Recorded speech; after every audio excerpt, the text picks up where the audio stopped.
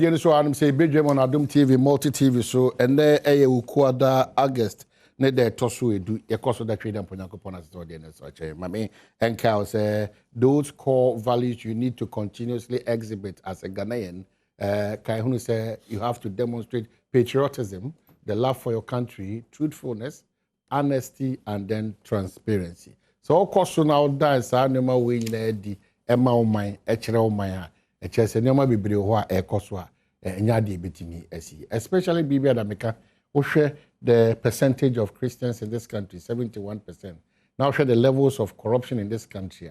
Now busa say what is really wrong with us? Enyoma bebre atoche e wo man. Don't be a part of nyoma de Ghana ekoseyem. Enyoma de Ghana ebutu. Enyoma de Ghana e de enguase ba. Don't be a part of the group or more almost Ghana number milk na Ghana enya koshoko debi. But be a part of nkonformo journey positively about Ghana. No more say Ghana yi dine Ghana and kanko titru mebunu that age bracket no 19 to 40 no one beti menya juma papa I the basis for them to work. Now mebunu to be a certain understanding that room wo ho enya da kope no mfiti ya na hihye besi ho. It's a process you need to go through. Abrabona nkasa untimi free A and Z. You need to go through and get to the Z if you want to get to. Inti yebese say omonhwe na omonye bibia. One yes here for so in terms of policy makers, decision makers and implementers no. Ye nyina yenhwe na yensusu ye ne hihye nyina bibia nko kama. De bia da meka say the development of a country, of an institution, of an agency, of a work, of your attitude is a collective responsibility. A train or by a shall saying and a that we also have to be supportive positively. Nambwa MBB and Tim Kokam and Famo. Mamin Chaff for you and I mean car for say our pledge to ensure. Send your my dear Munyam Shene can conim puntu be bahafo. And no, any because I and Abwa in a marriage. If you are a Hafonian, be a proud Hafonian. Na who say for years on your mapani nipa ibiti me ediabwa o my Ghana. There's a big festival coming up for Homecoming Summit or festival in December. And about Yuguswa and your man united and Akoma be a kokama and to watch this space where Afuni or Akontuma baby be able to baby should be on your calendar for vacation. And sure, say this December there's a homecoming festival, 3-day homecoming festival. Ebeye enije ebeye addition ebeye mpuntu kesenso ediama Afo-Adjei na omo akwantu. I am a proud Afonian. Mejidi say also we are proud Afonian. And to all the other regions, nipa free sabia on exhibited those qualities said they are proud. They kuntu hwan eni baby akọ agini nchia na ebede ebeko. Anope me da se waje sa brand dia ma me na yetoa yen komo no so ewa hanum sei. Charles Owusu, social commentator, Watanase, Oko Bono East, or no, Anna, or your dish mappa, out free. Can any day a bro half, and a kufu do a buying, and what do me, or do me, and a wise puzo half for. Say, na no, you know, man, I bro half with you.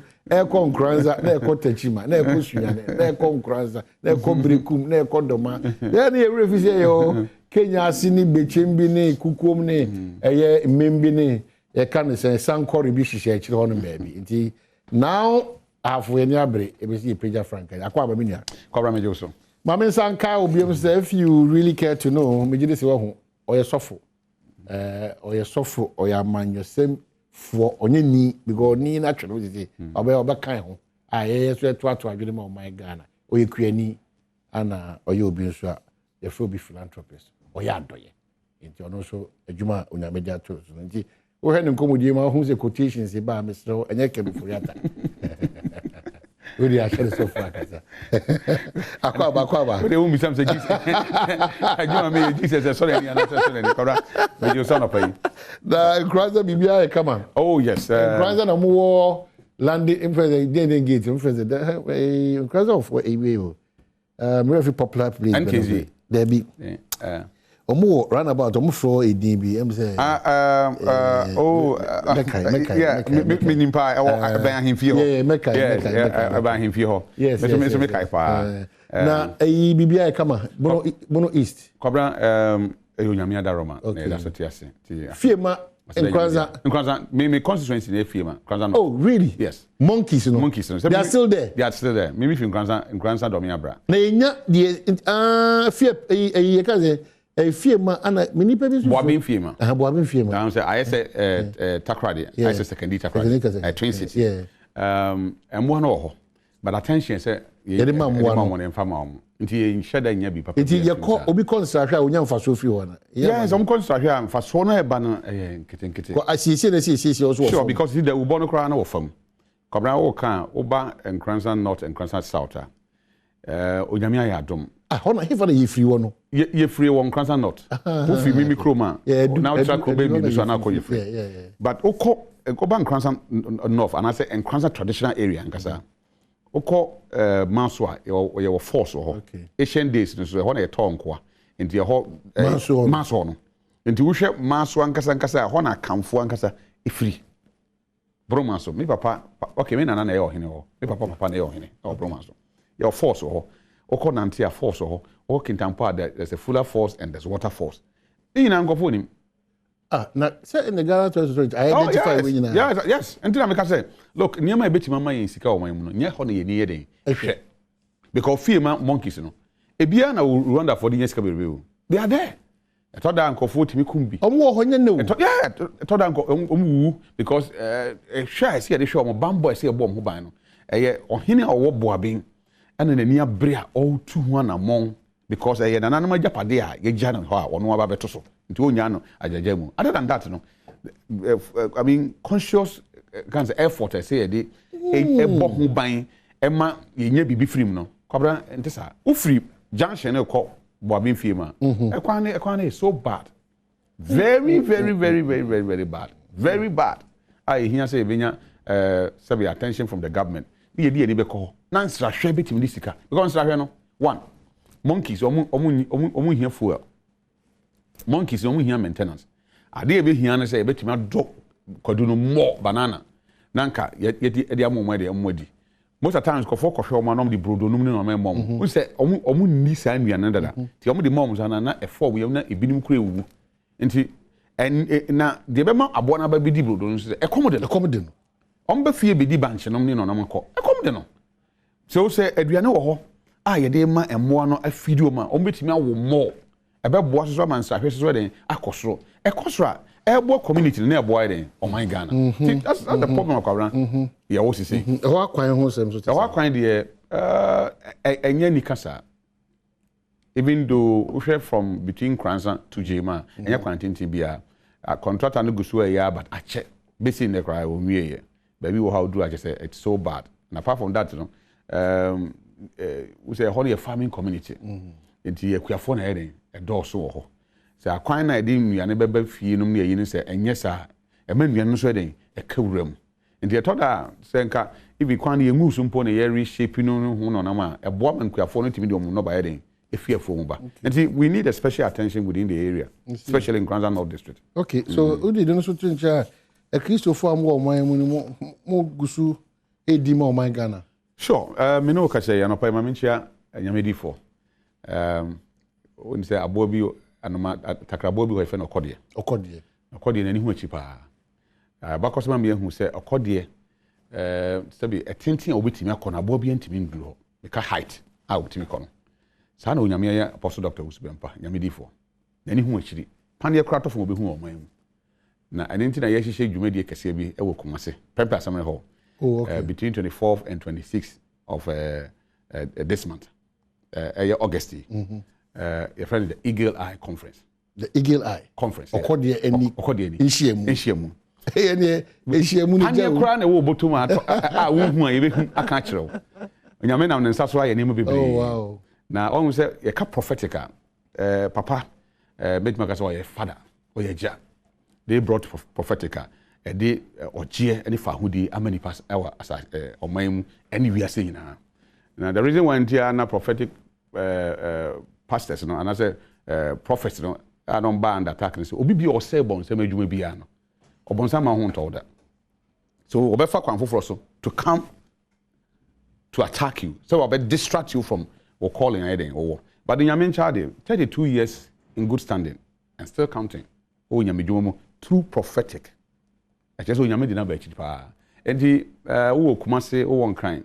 Wo mi krom domia bra. Wo won kransa wo hafo. Yes, hafo. And that 24th. 24th to 26th. 24th to 26th of this month. Of this month. Yes. Our Prempa Assembly. Prempa Assembly. No, uhuna kind say. He started the Prempa Assembly with Prophet Law ne Anna Mani a family chapel Victor. Sure. Victor say. Yeah. You know, they started 21 days, 24 days. Sure. Oh, I'm happy so I call back to the roots. Yes. Yeah. Kobra, no question mo say. So we nyame nkrofo fi o man bebo. Oh, I see. Without Christianity, there will not be any Ghana. There will not be Ghana. Nyame nkrofo mpaya ye bo o man every day. And a sustaining Ghana. Ama Ghana be do be adri. Nti ye told na say ye nyame nkrofo na de o mani mu twitwi fam na ye ka de ye de form sa. We have to be careful. When we talk about even Christianity in numbers, we are 72% in this country. And in terms of contribution to the development of this country, we are sorry for me. Talk about schools, talk about hospitals, and near who do be church within the context of the country. Yeah, you know. We demand some decorum, respect. Say ya dibema nyame asofo. Look, you can't say nyame asofo say be obi nipa. Obi nipa. Ti say me no otu e. Say me moja na mo. Enti say bibi ba na say efa nyame asofo ho na I say hu ama. But they are human beings. Onyame na kasa fa wo mu. Say the otu e. Adom TV na kasa fa wo mu. Because without the TV, ka ultimi ko bia. Esana onyame aye na sofo. Enti mo be nya abotre mo mo. Ne yente ase say without the men and women of God in this country, no, or my Ghana, intimate ko baby said eko. Okay, maybe I be Ghana komo kakra, but any Alfred do mo san channel TV. Ampofo de share. Ampofo share kasa bi enibo. Kobra bi nua no. Ampofo share de ye be bua na di buno komo. No, kobra bi nua no. Look, ade ba ko an ye nye. Unua no ne ahwani ye. Oh yes. Na no da. Na Julius Debra ne bra 1 week as. Mi share no na make cheze mi nua no yin efubrafo. Say na ekoyi ma wa kai mi kakra. Na ebuburu obo ho na mi say me tumi hyen ko. Just na na me die kwa. Oh we dia kwa na de na. Eh o. What's the wife pa? The wife pa. Na say wo opposition. Na okra ho na wo jinim dia o ba bi. Na nyame de o koba say dia. E na so betra ban mu dia. Problem be no because wo nya dodo na in opposition. No na so fu kan. Nyame ehwede. Erade. Kwabra erade. Na de akai pa de se dan aban de a. Erade. De aka no. Se da aban a kayeka. Aban tutu nyina no hu. Ye dan Nyame kuma se bro no. Dan Nyame. Na dan aban. Se Nyame de oni ni wi a aban na wo be dan. David kuma aban ni a. Aban ni a. David. E de na be mo hu se aban wo ha na aban ni a. O kire wa adwen a na yakasa etia o. Ise o kokan bi wan hwe ni ye be kasa o pe adwuma na aye. Nti akan ya no ato. Eja. De mampanyin kan wan ti ase ana. Na wo ti ase. Say bia won ti ase different from me ti ase. Say nyina na efi bu no na no ada no. Mampanyin de o kan se ono de osusu se ne modern bo a na soafo na bo no. On ti ase se bi ni mu gina akiri titiri. NDC amanyoku ni nipa bi ye kan wa se. Na de na oji 11 no wanyi wa MPP for. Won ti ase so no. Dabi mampanyin kasa. O kasa dodo. Let me tell you something. Wa mama anche o. Kuse na chia. O ma me chia Adom TV arepo. Na me chia me no pe so for chance. Papa want to say. Ne ho ye pa. Papa ho ye papa. E chia no. O mai me call be last week. Me could do 1 week. Na ye polling station elections. So far so good. Bono region. Unim say in our party Bono region led by chairman Kwadwo Nyame chairman for. Yeah. One distinct of the chairman. regional Executive chairman Kwadwo Nyame, former ambassador. Yeah. Your Excellency, good morning. Party chairman NDC. Yeah. Very calm but very very firm and hardworking. Yeah. Na. Also, we should any bad record. David. Nyame chairman for the na be to afam never fa. Ni watching it. Yeah. Echiano. because okay the way on him mebunu ne ye adwuma boma o ma wo feel the present and the past so kaka ne abakosema na ya fa bia to yetim ene die no nso ye de ne blend de omo de na nti enya wan say ye to abawie ya Abono region ne ye one seater and ye kuta 6 as I say nti mechia na no penny executive so far so cool all polling station elections are ye na across the region bibia ye boko na de na ye manika ne say this is the first time your polling station election position back home be nipa for na contest. No more your house to house campaign, especially my hometown, Sumahinkru. I was so surprised. Say, omukita voter register no more refim. You be campaign adechen eba to aba. In fact, nyamia yebi. Me krom for so me domase. The way mo si ama kro ni adane aye ndisi no. I think say they appreciate. Oh yes, ni adane. Abeye NDC. Sure. I know it. I mean sure munina. Adende na makroni ni dan be NDC. Oh. Say penimfo se de opa de akokotoko no. Yenye na bro. Eja ye ne omo nkita hodie no so I think say in the positive direction. So omo ni pe kwa wose ebo na chidom. Ti sana me hunu from that angle. Till last weekend what I saw from my hometown. Clearly, nature say they appreciate the party NDC. So let me use this medium. Oh yeah, NDC near ya to Obama polling station executive. You swing Obama obeda na di na betwe nipa. Oh yeah, executive now oh yeah woman organizer. Now the any said there be a pipe one na oko a. Oh no yem fa ntwe nipa. Ye the subanye dia e betimi dia domaba. Because 2024 about one a yekono e communal labor. Wa Ghana da wa koma so bia ne wo se ode ohunhyem na ye tuketa se hye proya ban na se na Ghana for hen ha omo kakra.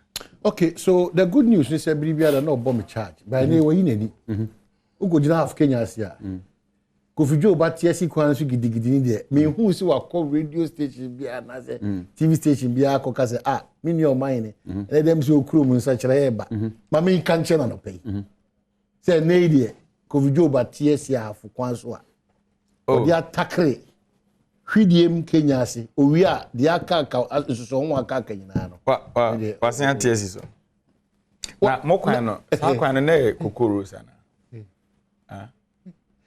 okay se sia ye ka say Dominic yi ma so say half nkomo no ebufu so no ye kwani nti no se ntwa half nkomo no ne bunu nkomo no ina so afie nkomo ono waste omo light on na krobofo ne light ye kwaba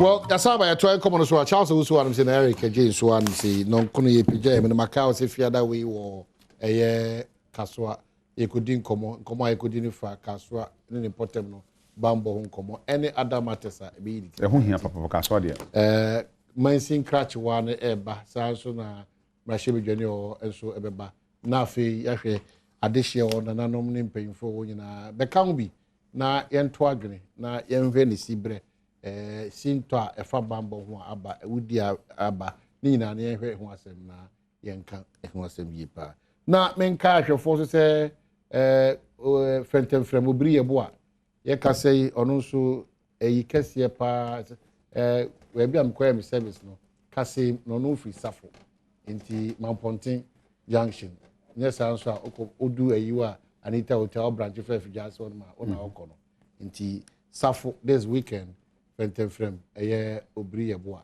ono nso eyi kese a mu obrem yi pa nti nso yakọ oni ebusuan nyina ba beta wachi o kwanso nkoso kra mame shasie with Eric o mining nyina minim ase a crime scene in terms of catastrophe point I don't know but a crime scene for the past 1 week my certain Abia Yedi Kai GRE in customs question marks ever corruption too much Council of State member and once ne kan kana ebeba o ene the air cost in say as a buying tea, as a buying. I dear about call multimigina so the 2 MDC a memo tweaking a catas any proya omu adwene no mugidi say esi form precope. The fight against corruption ya na ye di ehun anya na say e crocodile john ye. Am I in me that's corruption 2016 election na eno na the trump card for President Akufo-Addo, then candidate Akufo-Addo. Na Ghana for the more expectation a man and in 2016 na no den pa because na branding no in a way no dey ba no akwese se be oba wani je no na onim de wo no mudu fia na obehu de tuem eno bia na ode ye Ghana for no nti ye no ka na poto kasa mu a obescam ye nti nipa no ye sa na scammer say what you say the way na do branding no de ba ye no then some o kan de fa owura mahama ho no sem wadaje se me yi ni treat me wa hodo pi one Alhaji Bawumia a former Methodist Brigade member me wo treat ahodo a omo kan de fa owura mahama ho e fa keta asehye ne proya metimi akan bebre na ni nyina no Ghana for agitu mu ne to aba ne de ma owura Akufo-Addo on se obetina akonwa so a na ye ne se na busuanfo nko ne nimuma omo wonim de ombetimi ne nabu o man no we spoke a lot and poto kasem ye ka kasa bi se nepotism breeds corruption and is we ye pani ne yi se beso moman na wo hu ne se wabusuanfo nko ne betimi abo mo wasoma asem bi si aya na ne kan ye kana o ma wa hu o man Sri Lanka baby na no adatima mufo no call presidency na omonum tin edi ba dware no na me fe papa wonim di ama o man nabo one family chief of staff no ye Mpensenpensenmu finance minister no ye Mpensenpensenmu prime minister Mpensenpensenmu minister for irrigation Mpensenpensenmu eno bia ne branch na Ghana nti de si o Sri Lanka na fa nwa short a aduane kura nipa nya bi ni no ene Ghana de no kwan mu enwa kra sa Sri Lanka branch na omu fi Eastern region na omu di oman no so no enu nti na ene Ghana yedru bebe yedri because if today obviously discuss matters of corruption na president ne wo face ne finance minister na finance minister di onimu ane so obebro bosia sa bosia bi ebebo bia ne company ena ye broker no oje mfaso de edekoto a and no who is going to talk about it and don't forget Mpensenpensenmu Akufo-Addo de kire secretary asehye ni interest no obo nto na oka se Ghana for to abamana but the one principle bi na ebe ye adwuma the friend the Anas principle o ma onima Anas yensem hwoni a odi ni dwuma ya de oye ne se otete e wo nwumam edaketa asehye ne proyedi because the enemy is see name ni ehemi a serve as deterrent a ma others ni nya interest enti Mpensenpensenmu bonto na opetumi de free kwabena sante ni owe kwasi twimo wo no o ka kire Ghana for say ono oba be use the Anas principle no so na any constitution mu say na e was oye no but then he believed in the principle no say beboa no ama ne dey undercover a lot of things Mpensenpensenmu Akufo-Addo ba ya Anas dwumedi okodi ya osi owe kwasi yen tachi ne de keka ho eno o hye me botom ne ye wie na yetigu Anas so okrum ha nti ye no hwa ai journalist ya yekun ye friend sen muni ameswali adamfo Canada Japan eno twen na no DC Anas ne Ahmed Muso penny on okruma no believe in the said Anas principle never spoke about it because Kennedy was fighting for Nanado because na say expose na ba na egu Mpensenpensenmu hu fi wa mie na no besi ne ye didi mu na Kennedy ko show ameswale pictures e wo TV so say unya na bo no e ka ba metua e bo ene formula e ku no e na ono so opema Mpensenpensenmu adi and if you have this crop of leaders now ka say keta asehye ne project kon ye kon sen ya fe ne ye ko yenim omo trem Ye mampeni kro ya ne kofa Martin Ami Dubai. Ose Attorney General powers ne kuta no kraso dodo. Into oponi bi the office of the special prosecutor, right? Office of the special prosecutor nipa ye kofa na obi ana oye NDC ni omuhu ne se abufu ahye nakoma mu twem. Ti se de ne nadamfo ne kwaku ayi do hoyi. Ena mampeni kofa ne betena ho se mampeni nya one ne ko bi much ayi asiye no. Se me kwa kofa na ba. Na wa betiti nkofo bi. Special prosecutor by no starting ejuma ya wa no beka kire se David ade ne nye na man no man appointment no what the corporate of kasemu or your mother serpent of corruption ba de ba yetwi kasemu a or your ketasihye mu primary owo woni primary owo on say owo primary do timi dwaguru so nti de ehye ho kra woje nti o se na nado or your ketasihye mu primary enye won because Obetina konwa so first ade hete no osi o NDC for na kofa Mary bae dwirim wom sika no na so dodo ye kwa kohwehwem ene tu anyansafo dunson led by Philip Addison si ye nkone ye kohwehwem umra omukọ bae no no mbe inflate no kudu $800 million American okay ye wie ya de na executive approval mampenis nyon ne sign ye bo cheja akosi unu ye ya executive secretary to the president in ma approval yes u kofi umfi achem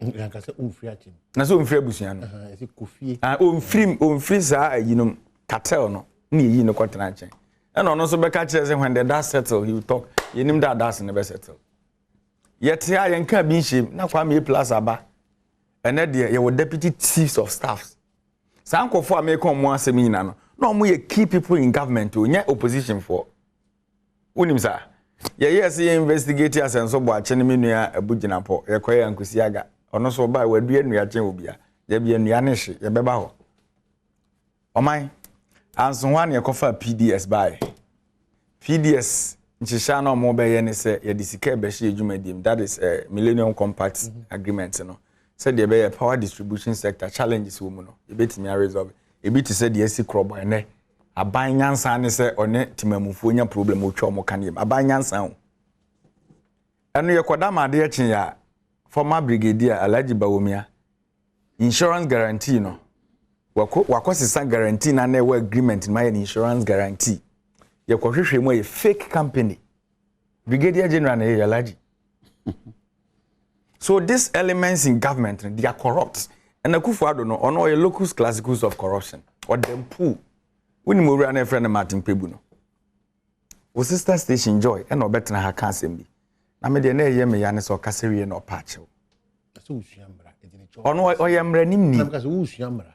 It is in order saying. No one can say a problem, a defeat a community, am I young queen, penny a cromfire, say aquadant minka. They can't wait in at them. I am Casa. But Mampenny Akufo-Addo Subaya, what I remember, Mampenny Akufo-Addo Subaya or then a dean actress of a panobocro.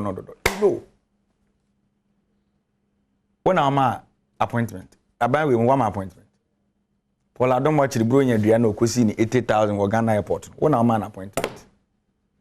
Brunya Dio, ye tear grass near Chokodu. Okay. Near the Belu Asensan. Or no, say a fiason into airport, we see Brunya Dio, quarter light near at a 1 billion. Wabra and under scholarship secretariat and quad almost 10 and our bottom. Where are we? Se Kingsley se mebo afre no ondi banke. What remember corruption was it scholarship secretariat? Yes, under scholarship secretariat. No, we call bodam. Tie me meba omo mabodam no. Enkofo a aban ama scholarship. E de omo akọ adwaman so. Ama no ne se omo nkosua de. E na aban ntu omo school fees. Aban for omo chop money nko. Baby omo da yetu omo e na bi mo ay traumatized nipa be 10. Se o se mebo afre Kingsley mo produce and feminim some won contact. Say, nipa sen na mental issue. As a result of say yes, because now we UK. But how do you make that deductions and connections? There be na dream no. Ketase shane proye no. Say nya aban mufo abusua ba ko connection man for na echedi. Ene edi twa omo fees, ene edi twa baby omo also omo dan kon benya mental issues. But you cannot relate it directly. It relates. Kwame na ntu me ni say me ka say entu me ntimi nim de ko ba de me chese emu ode mesre Dominic o producer ene se ensore on frequency linyako. So as a result of yes any so ombusa ne say enkwada say na enya mental issue because of say osuro nyame a obeka no kra because of scholarship because of abansika enko yes enkwada du obete na ma no so say nduru mo frɛ no but ye wosika ye dey sponsor corruption in this country na no MPP for kwato o mabai ye nyine ehu ye enim se Bank of Ghana ka akra na disika koyo delegacy ye kan sika wa isi ba bia nti yenko na me kire o se mre na yo no ndisi for kaso no yesu enim na no enim ice chest enim ye sika no ne ye the blue ice chest near the ice block go ho kwamna santo ye bi almighty the mechanism say under this government how do you fight corruption me no what say people never put here ketashe nyina no question mark there be omo evidence of corruption so who is going to fight so let me commend the new special prosecutor mahune report never out although some were reservations with some things in it but I commend him we make good attempts because aban we mu mpanimfo the way omama ketashe na ya attractive no as a social intervention every sector when we say another one lumi from Boston when we that story no another also, I think. Oh say another chief executive aba na keke sapon na ho o de ye be wura minim say nche ye be si ho puna ye projection press conference GMPC rather GMPC sorry GMPC yes. So anweden enkofo ba kon ketua bi am be di oman so ma wi oman na japade nyina it's say usua mrenti no wo ka so menye lawyer usua nti wo penim die papa wo ka na mampeni onye lawyer no how ka so wi na is dance na di mo wi pe no omon fai bibia omon fai meba oda meba omon fai obi oma you see edu bia edu mpem no but let me tell you something Charles nie me nua Charles chama na o ye changes coming on na kofa changes coming crab the whole Ghana the reasons are yes the reasons are not the changes coming na corruption edimu akotene but is aware yes but today say the owura Mahama si ha now the owura Akufo-Adjei si ha ba ko anim secretary se ne pro owura Akufo-Adjei na wasan ye dwe wo kuruma kan openi o ye dwe o kana asema ne wadi watem yes na wakoka wo no na call no fa o se ya yetua 11 na ye se amamu onu nko ye kan ye jobless ye se onye reshuffle na reshuffle kire se u be disturb na aban so no na ka kire se free SHS review kire cancellation reshuffle so kire se ye be destabilize aban no at different world one okay just remember Kobra mi ni anya abria no pe o my come okromo Kobra we dey e ade a me hu big pen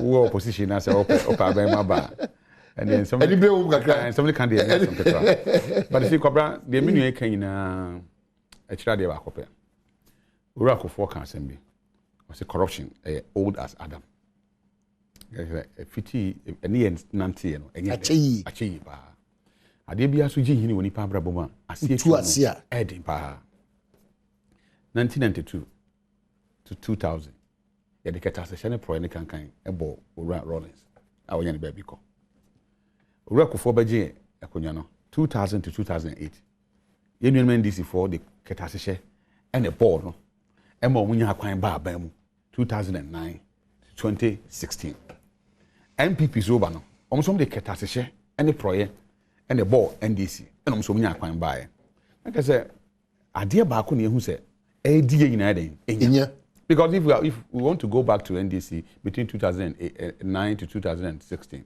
betimaka Wayomi Asofotone Jida all of them never be like I say corruption ne ade a akan ho a baby si baby yedri adwene saying what do we do dey na say ye a betimi aboa regardless of aban bi obaby ya no ani nipa bi ade be ye adwuma se bi wo ha emman ho kwan man mfa ne nsa for aban sikasem so Kobra kata se she ekum nipa say abusuya ball man because me know ka say baby wo ha omo 90 kilometers that na me TV I think say Joy TV Joy News the ball abaso pa because mo ye adwuma pa a shaman baby enkwala no ko school omo fa ensuo mu ashama ha yo I'm not talking about village here Boteman ene ashama ensuo bi da ho na anopa bia enkwala no tietia ensuo no no ma cross wa ko school the voter region kuro bi wo ho fe na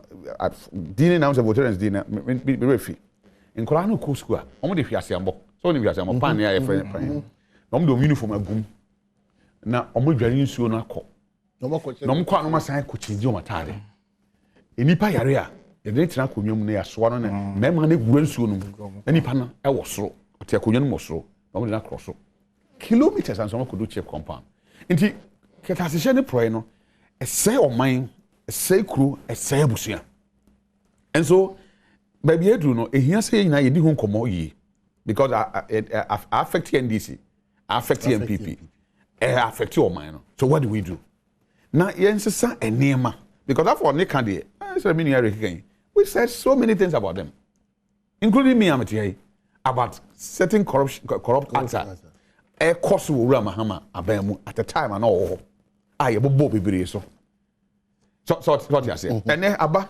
approach na boy e bia no ne all ka ho asem you are going to do circles they say you call me aba I mean correct tell me say and then wura kufado ya to aba na say the party afia ba mu na NDC ba aren't we going to have any corrupt cases clearly so it means that there's a problem that we have to solve. we are missing some link bibi o ese solve look wura kufado ba or go step further to say okay my first special prosecutor amra na ono no the responsibility to say omra meye prosecutions or investigate na on prosecute corrupt and corruption related cases or juma but omana say yankasa cry amwana he can succeed because he's a human being so what you say and corruption no enye video a human factor nipa na ye saa niema no meden sabi katasehye fafa nkofo eden ensase nti I believe that Omampeni Mahama we thank God we have a sitting president or tiase ura ko foso da so tiase the current president we work for so ewo I think that they've all been there they know what the air can say enti masa aban bi beba because aban no you work for the all the agencies and ministries so what you say but the entire de so mo no bo amampeni for no say and munyamba o mo na yede ma o nti a responsibility say boni so baso a o mo na yede ekoso o mo but me feel say kasa no should be say what is the way forward and she share ben here say on say normally we be corrupt meaning say owura buka pele that's what prison and say you know so Oba. Look was he pardoned and I think he was pardoned he was pardoned now okay politicians corrupt na say dem ko sabi afiase a acha mfie mienu na na yare aba ono we nipa chen ni okowi aburo okowi abanche okowi amponche bokra nu bi 600 Ghana cedi o hwe wona ya manyosem ko da afiase o enche acha aba mfie mienu acha kese kra mfie mienu ni ya ja no the PR mu sa no de omo no I get PR ka de onko I'm talking about menu na sabi come din na okutwa obi board ye no you hwe nim ni akan board ye na e wo ho na bia na 20 is come 20 years board ye do back ya den ya say ye punish na say ba ya onye sa bone ni biem so ko bra me ni prison for took a sepa Ketekrachi prisons anopa so mo hwe me a me yobi a afibia me kosram yes me kosram keke me di no bae ni nuane koma om the last time I call Accra the authorities police hospital I think 3 years ago 2 years or 3 years 3 years ago right. I think 2 years ago 2 years but I've done it 8 years continuous and look okohwe om ene niam edom prisons are now okay there ye tine bonten so and the court there ya na just say you ya hwe ne ko nyame abufo kra beba o man so enti me feel say dan ne se dan ye nhihye nani kwabran ya hu so obi corrupt we are sika or the niema ya gisika na free nsem enye punishment to go to prison in eden ebe solve it no enye interest because interest wo hwe NDC mereso ura kofo bae enipa odom ko prison obi eni ho da gbobro more than 2 years obi eni ho causing financial loss to the state now to the quantum of money enipa na di aye de na ko say o cause financial loss and as much o ma o man na hwere say sika na na ye de o mo ko a na nsa pe na asma ba e ba so on so benya ambulance Adom because on no privilege eche nipa on so oda hono nti me feel say kwabra common should be say what is the way forward at the end she share na be ye one ye the special prosecutor ba o giguso ye na adwuma e bia na adwuma o di no expectations and expect say ko be kwa kwakudu no entimi nrusa the end ye de ka ho a betima boy de am yesesa ne ma the company for say nam dodo we and say kwan ye na ma ne ye de na say ya statistical service work here omo what do you call it investigations say ya the police for by what you say my IGP control by say can say police for any di kan number IGP na fa pen paper control by CP na ba control by e be di bank di omoka one nim say sabi ye nuanum bi nye omu nyina o ye nuanum bi obi kura nya asem akọ police chief report just otu eska na bill ni kura lawyer say na make bill kura no asem kaje ni and it is true one nim say police ni gina okwan so a say we kobra road weight ya road weight na ewu no say enkamra na ye nhye say okay ye kopake o car go and do the road weight come for your car and I say nyoma ye adwuma yi na o car no enya o number nti no kokora na sure that so that yeah sure and but when the 100 cities no adu 200 cities amaneko and you 200 akono forgetting say utua no wunya nye road weight no another barrier I believe say yes Cote d'Ivoire minim for a fact but sana mate Cote d'Ivoire say police here na o car tie enya ye chiwa no more tie ho no ma sham no ma double price yes so that you bad tie problem ye kwapa now they want and say Uber for ne small cars omo use smaller ties sir take me whole tie take time as a police for chi because easy no drive many of the vehicles now that small tires no in the share cars no with Kobranya, necessarily a huchentia. And also, I would say, but not necessarily a huchentia. Sir, I want to according to petrol.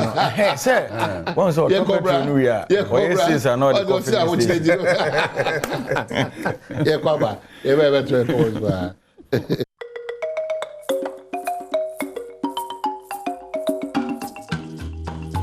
no ana ayake so obi kwa asori na so constrain ya me so no na onya adwuma nya sika wi a fere oba asori dem ma no ana wake asori ne koso no henta we dem ya chiwo e chedodo oh no correct munya na ye sorry more time and I say over 20 minutes then na person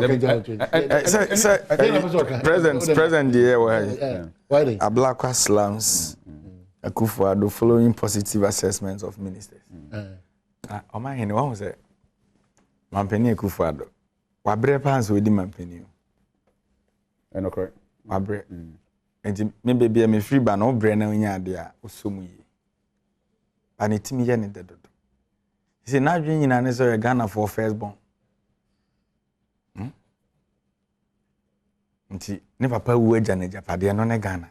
Enti di ope bia na okeka kire. You should be very careful. Ghana, akumana, other countries for nipa yemwa tension is in the same akuma. Nyamekona ne re nyina. Enti ya mane nkasa because penny there o kasa na ya nyensi ni kasa ne mpo dia. You have to be very careful. Last week miko sunyane obi esunyane airport na me wo. Ofiri ho na mso mko ko head on. What about so there? Why there? But me wonsem kan wo. Sunyane airport. O ma ko wache. Oh, I check akra. Okay. At the Fufra, if you near airport, near just 2 minutes. At the Fufra, or Honor, runway, no, or mobile kakra. Na say we don't see your mind. Where from no Ben and Casa de War. No, we never rehabilitation. But rehabilitation, the time why you closing in 2015. And they the Akuma. Nedia na ye can. Yeah, no, or Honor. I don't want to talk about it. Okay, different. The penny say we must be to a quick room. Na when san mpo die kasa na wasunya so ade was okodi mpo awo abonofo no hweme o kasa o call water region na ohini bi koka community days in high school asema o kan kire nse ono no ponko no nkwaye na ne wi efiso ohini ni tua yi lebi o tua vat o koye na na dom ahene ebo na baso wo airport no na o kan new dom akwan o be kaya in 2012 2020 election. Omoko ni do makwa and so commission speed ram bumping. Oh, Sana Chester. And I'm saying after Chester filling station, Okocha bumping war. What you? What about car Mama Catcher say? Ain't me, Mampa, ain't me to say. What they all come half was so yeah, speed ram. Now what do we? Unihana Omuko be a croport or north croport. Now Nikroma. Be dear the good what young could be. Nanaka a quinasem. Unimasamo country. Osana na toda na muka bi na Badwam Mpensenpensenmu. Oh, man, kasa. Nyamna mkan, open voice na me mo mutwa ma. No, please. Just. Me pese me kire o ze kasa ye ba ha ye kan o se ye mpensane. Ena mampani de nam. O se na Adom ahene se ye da na se ni sunyane airport. Na se ye ha ba ko pa ye new dom akwan. Eni sunyane ring road. Na etoda na mo kasa nya sa amanyosem na ye omode. Na de ya omo my subjects ni kan go omo so na omo ye den eka kada nanam de wo de share kan na good nana je microphone oh nana wakasa ya te ye da wase nana be na kasa nana panyina won kran nana ku president so no hu Ghana ko nwa ne say ye efie ko nwa na odi etoda na mo ka bi na mo so nyansa wo mu ebefa okay so wo se me boa omo hwe me bo no I won't lie I know the platform into of late no I know say economy hardship no de kafo. But Yemfafum manage economy. Tell him. He's your president. He's my president. And to Jidis Ura Mahama Tekomia, so they were a mampeni kasa ne. Na ya kokan reshuffle asem. Nanka Mahama kokas or more ye jobless na complaining. Hey, send yan case and come and watch a Kambu demonstration. Unim say Charles Kasembi. Okay, say Yayana Safety because also okay when you have seen him. Can you do buy? Yeah. His Excellency, the former president, can say smart businessmen are still yes, making it. Yes. Yes. Emma, yes, you're contending say. So if you're not a smart, if your business is not working there, you are not a smart business. You see, Sakasa no can. Samre no. Amwa bimu offended. Meboa. O my nneema pi na edetwa beti Ghana NDC. Obi timi hwe me mabrabo. Ya na medeti me krum. O se minti on to aba. Because who ni say Makasa, the simple question is, what have you gained? Inti wona oba be motivate me say me nkoto aba. Wo a woni factor. Obi so hu ne say ketasehye ne pro ya asem ane ye kan. Then opposition no e drama ya ma ne ringe ba woni patim. Akwada na school mu kra na oto wayo menyom. On ba de na mo de wayo me. What I say? And na me no ka say. Yes President Mahama Kokumasi then. Ye wa ba mu na okoka say Asante region. Yes.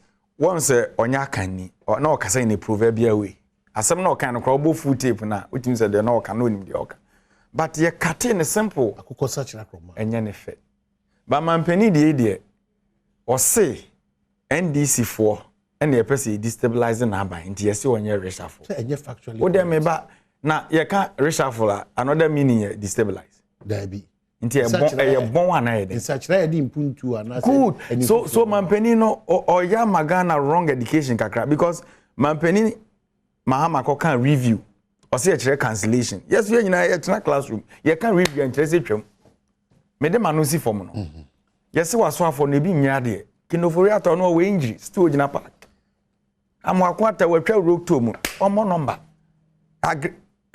just ministries anu eden what I say enti the person ye kire ne say enema na enkoyie no ene ye kan bi a kire mampani Akufo-Addo oko kanso anu aka kire say ye ne ye say yes by His Excellency any dey kwanso ye ne say yes me power chew me na nakosu atwe no wo me krom suma hinkro me send ni sika ye ti me e-levy me kodidi me tua VAT me to ade me tua to so as a citizen of Ghana oje me to me wo ho kwan say me complaining about your governance and the fact is me jobless no am why you useless because you are also not creating job for we the jobless Cobra it's okay the woman say me dey say me Eric I can say fact is be nema say aban or tiaban because the opposition party in lose election it's only government in power lose election mamu lose election in 2016 I just said niema bi sa akoso say enyen ra enye enen so but see I watched the president video no ne interview no I think that na or city ni agro maybe that's what I would say Now when baby any bread ready the interview and ask him obisa na. One ye pampi. No. O se abri bia wo beda bia no odwen na ban ho. Adwen aswafo a wo no mo ye adwuma ho. Ehwe ba bia ese nsesan ye ba. Any baby ese abasobody and encouragement e koso. And especially say obo wa offer me don't me offer. I'm a quarter. Obo na baso. No your offer but say your offer. Oyo offer dada. No your offer but say your offer but your offer. And I offer dada. Me feel kwa be inti me offer no problem. Yeah. But you try to butu no. Yeah. No, you see now a lawyer. Men for review. Me lawyer me o shamra. Offer dem make bia ma. Offer chat to butu. It's on hold. Now Tikroma what is your suspended order? Hey. Now what say my travel practice no. Emra ya tinti. Unim say to na ye je no. Emra na te achiri. Wo minister, just a mere minister was suspended Emra. Old. And I hold near then. Cobra. Say kuta no. Cobra. That chen to be a shit. Kan adwuma why no. Idea ni. Why apart from say on me kwan man. It's not on your offer but oye adwuma pa. You see ade ba kwan etias say won say yeah akamfo ade sabi won so a onya akamfo ne yina. Ye won nsema ye kadi agro. President don't mean too aggressive at all times. And you go how or the city any a good year kakra be den e be bom. Enti you said they can empathize. Mama my fan said ye person fan. It is the context na No, that's not the context because wow. Yeah, me share. The president giant coolly. There's a whole say ana munim dia okay sa no. I mean interview na. O can say oh president no kro nyame anim adwuma sam de e wo bayi. But they told us about the next day, no. Many CVs are who do be brave. So I say because he's been rare. For no parents are for so more people. Wouldn't say amanyosma ye. Obi kura betimi yo e wa ban mu betimi ko hu minuen say. Chale okwa munye say mame. Say be you be feel about. That's very dear him second for your more number. We all general brand. So I say. And Ken Furiata. Obi him say or more number. I wa bam. You are aware. No, one thing na you finish. Now baby otino unim dia na nim about Kofi Bento or NDC. Professor Kwaku as our NDC. The are million NDC for every finish. Look. Joe Jackson. Unim no Dallas or NDC. In 2014. Almost a man in 2014 crisis by my people were calling for change removal of you can say Cited. There will now all the change is coming. At the time president Anyo Hwe. And he will change with a positive change and a negative change.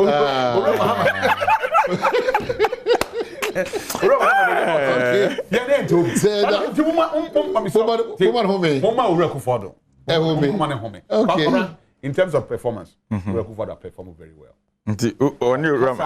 Kasa we make you what transia kasa. Baby said but the me and won't here different. Okay. What you say? And so electricity is a Nana ya was afuma from the presidential advice. Yes sir. Onu mu kan fun kira santifo na de otum mpanifo. Na me bo na no ada se o kan wan. Yeah. 18 president so